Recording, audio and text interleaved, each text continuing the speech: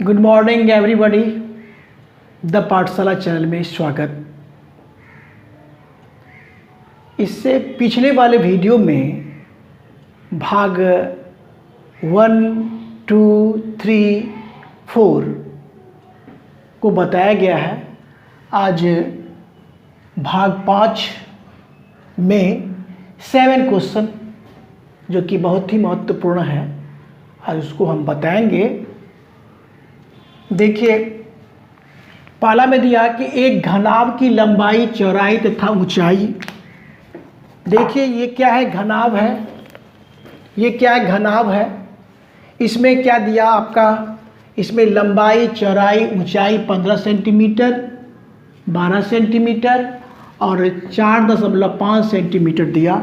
लंबाई ये हो गया आपका, लंबाई ये हो गया 15 सेंटीमीटर, चौड़ाई ये हो जाएगा 12 सेंटीमीटर और ऊंचाई ये हो जाएगा 4.5 सेंटीमीटर है। तो इसमें बोला जा रहा है, क्वेश्चन में पूछा जा रहा है कि इसका आयतन क्या होगा। तो घनाभ का आयतन बराबर फॉर्मूला होता है, घनाभ ऑब्जेक्टिव है ये, घनाभ का आयतन, घनाभ का आयतन बराबर क्या होता है, फॉर्मूला L गुना B गुना H, यही होता है। तो कितना कितना दिया इसमें देखिए, 15, लंबाई 15 दे दिया, चौड़ाई दे दिया है 12 और गुना 4.5 ये दे दिया आपका क्या चीज़, ऊंचाई। और इसका आयतन है तो cm³ तो होगा। अब इसमें देखिए क्या है कि कैलकुलेशन करने का भी ट्रिक लगाइए।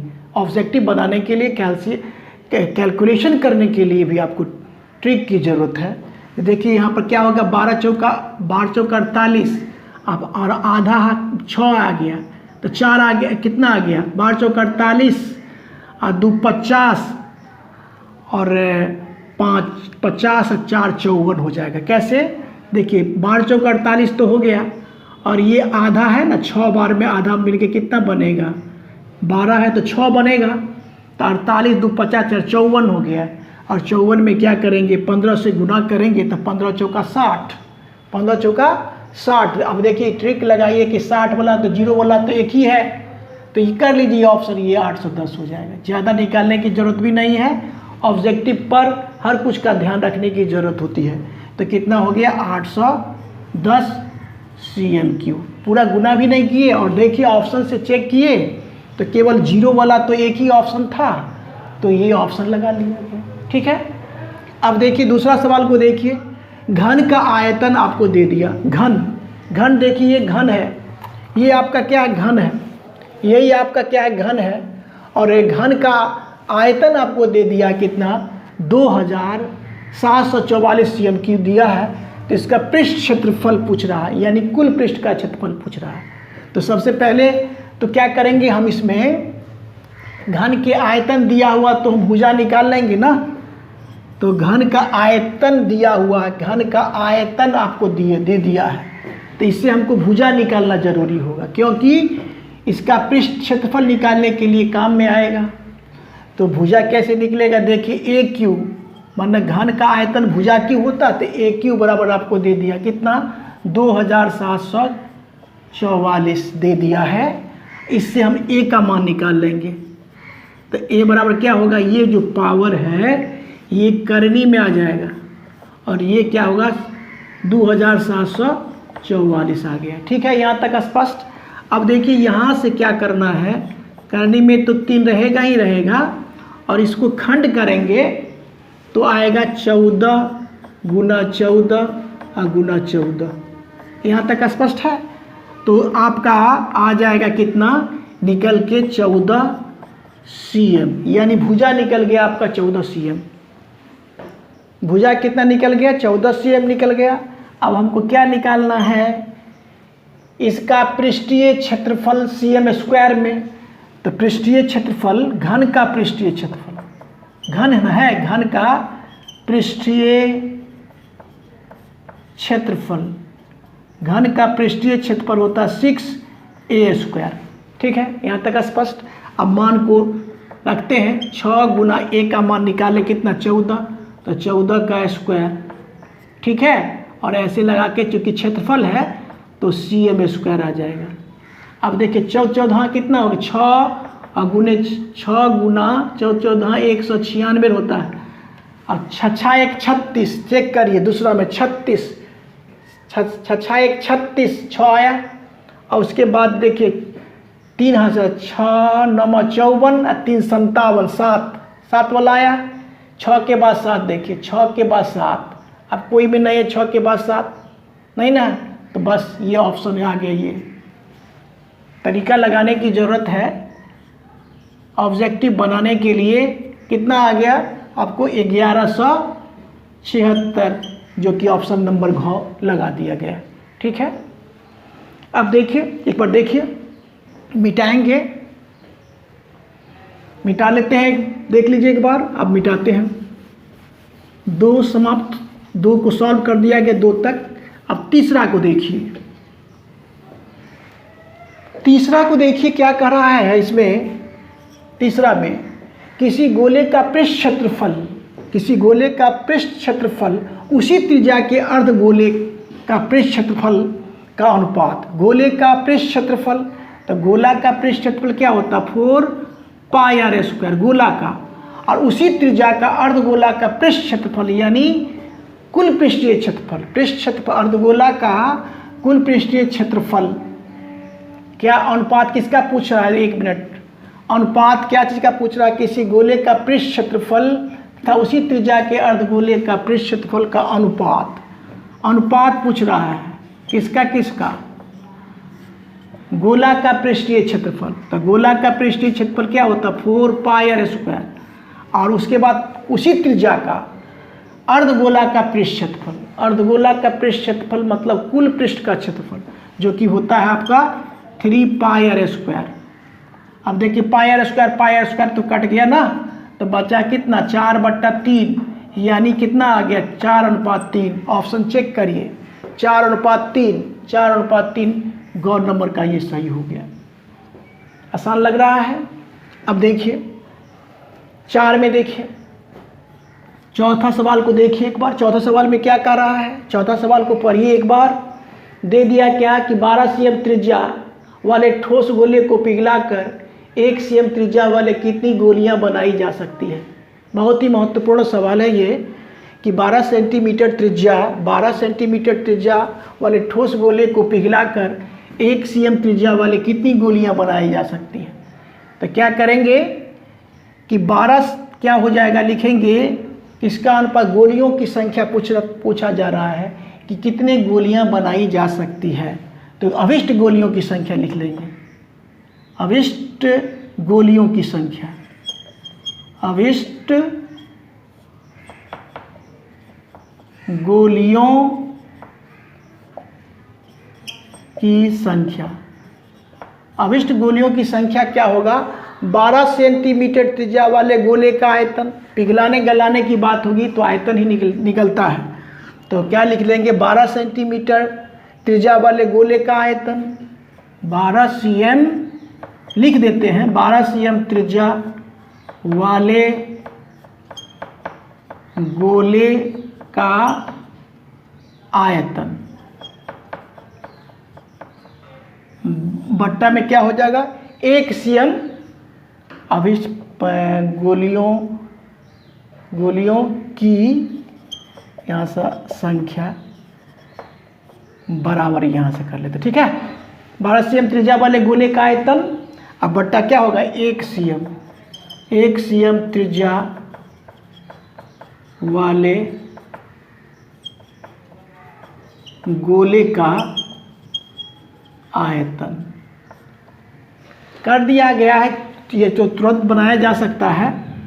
अब देखिए 12 cm त्रिज्या वाले गोले का आयतन तो क्या हो जाएगा, 4/3 पाई को ऐसा ही रख देते हैं, 4/3 पाई और गुना क्या, 12 सेंटीमीटर त्रिज्या तो 12 गुना 12।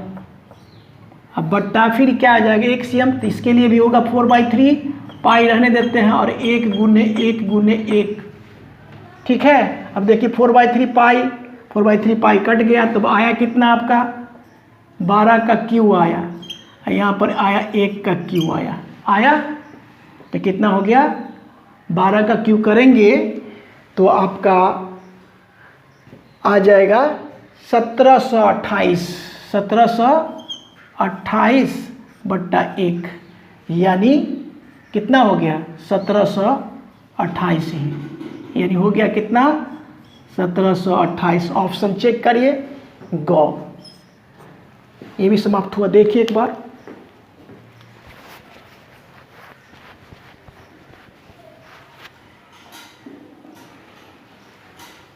अब हम 5वां को बनाएंगे, इसको मिटा लेते हैं।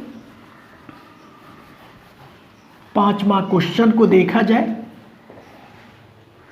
5वां में दिया 2.1 cm त्रिज्या तथा 8.4 cm ऊंचाई वाले शंकु को पिघलाकर ठोस गोला बनाया गया। कितना 2.1 cm त्रिज्या तथा 8.4 cm ऊंचाई वाले शंकु को पिघला करके एक गोला बनाया गया। तो गोले की त्रिज्या क्या होगी? तो सबसे पहले शंकु में आपको दे दिया, जो दे दिया है उसको हम पहले तो लिख लेते हैं। 2.1 cm त्रिज्या, तो r बराबर लिख लेते हैं 2.1 cm, और ऊंचाई आपको दे दिया है शंकु का है 8.4 cm। ये बहुत ही महत्वपूर्ण सवाल है, ये बहुत ही महत्वपूर्ण सवाल है। इसका कहता है इसको पिघला करके, तो पिघला करके एक ठोस गोला बनाया गया। शंकु से क्या किया गया? शंकु को पिघला करके गोला बनाया गया। तो उस गोले की त्रिज्या पूछा जा रहा है। तो सबसे पहले आयतन इसका क्या होगा? ये जो होगा, ये शंकु, इसमें शंकु का, अब इसी को शंकु को पिघला के ही गोला बनाया गया है, इसीलिए क्या होगा? गोला का आयतन बराबर शंकु का आयतन हो जाएगा। तो लिख सकते हैं गोले का आयतन बराबर शंकु का आयतन। शंकु का आयतन क्यों हुआ? क्योंकि शंकु को पिघला के ही गोला बनाया गया है, और उसका हमको पूछा जा रहा है क्या चीज? त्रिज्या। तब चलिए इसी को सॉल्व कर लेते हैं, आंसर मिल जाएगा। गोले का आयतन तो 4/3 पाई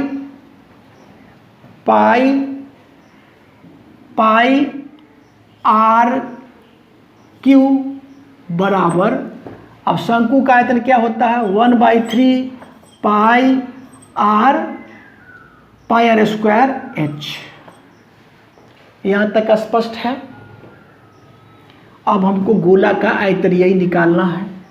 अब देखिए, गौर करिए, ये 3 कट जाएगा, पाई r² कटेगा, तो कितना यहाँ से आएगा? पाई r³ है यहाँ, पाई r³, और r यहाँ पर के ऐसा करते हैं एक बार, 4/3 पाई गुना r³, वही बात हो गया, बराबर यहाँ पर के मान रख लेते 3 पाई r², r तो दिया है ना, 3 पाई गुने r हमको दिया हुआ है 2.1 गुने 2.1, गुने ऊंचाई दे दिया कितना? ऊंचाई भी दे दिया 8.4। यहाँ तक एक बार गौर से देखिए, ये हुआ 8.4, कुछ भी नहीं किया गया, 4/3 पाई गुना r³, ठीक है। और अब देखिए यहाँ पर क्या किया गया है, देखिए 3 तो कैंसिल हो जाएगा, पाई कैंसिल हो जाएगा, तो यहाँ पर कितना है? 4r³ आया। कितना आया? आया आपका 4r³ आया। कैसे? 3 कटा, पाई कैंसिल, तो 4r³ बराबर आपका आ गया 2.1 गुना 2.1 गुना 8.4। यहाँ तक स्पष्ट। अब क्या हो जाएगा? r³ बराबर 2.1 गुना 2.1 गुना 8.4 बट्टा में 4 आ जाएगा। देखिए एक बार, ठीक है। अब देखने की बात यह है कि ये 4 से कटेगा, 4 दूना 8, कितना से कटेगा, 4 दूना 8, 2 और 4 इकाई 4, यहाँ भी 2.1 ही हो गया। यहाँ तक एक बार देखिए गौर से। अब क्या हो जाएगा, ऊपर का 2 मान जो पहले लिखे थे उसको हम मिटा लेते हैं, अब इसका काम भी हो गया है। और शेष भाग को हम ऊपर सॉल्व कर लेते हैं, शेष भाग को क्या कर लेंगे, ऊपर सॉल्व कर लेते हैं। तो क्या हो गया, आर कट गया तो नहीं, आर क्यू बराबर कितना निकला, आर क्यू बराबर निकल गया आपको 2.1 गुना 2.1 गुना 2.1। इसीलिए आर बराबर ये 3 जो है इसका करनी में चला जाएगा, पावर करनी में चला जाता है, 2.1 गुना 2.1 गुना 2.1 बराबर आपको आ जाएगा, ये करनी में 3 मतलब 3 पर एक रूट से बाहर आना है तो 2.1 आया। तो ऑप्शन 5 का खोज लीजिए 2.1, जो कि ये सवाल बहुत ही महत्वपूर्ण है। ये लॉन्ग क्वेश्चन में भी पूछा जा सकता है, लेकिन ये ऑब्जेक्टिव में दे दिया गया है, तो ऑब्जेक्टिव की तरह ही बताया गया है।